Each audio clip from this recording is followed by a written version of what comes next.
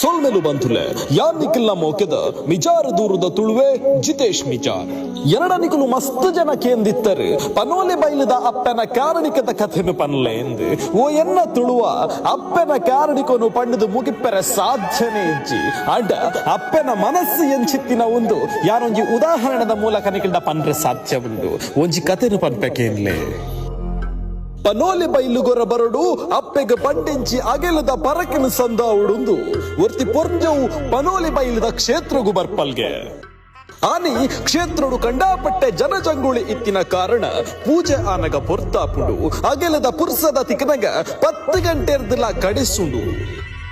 ಅಲ್ತರ್ದ ಪುರ್ಸದನು ದೆತೊಂದು ಪಿದೈ ಬತ್ತಿನ ಆ ಪುರ್ಜವು ಈ ಕರ್ಗುಂಡಿ ಕತ್ತಲೆಡೆ ಎಂಚ ಇಲ್ಲಡೆ ಪೋಪುನಪ್ಪ ಅಂದು ಪೋಡಿದು ಪೆಪ್ಪೆ ಕಟ್ಟಿಯಲೆ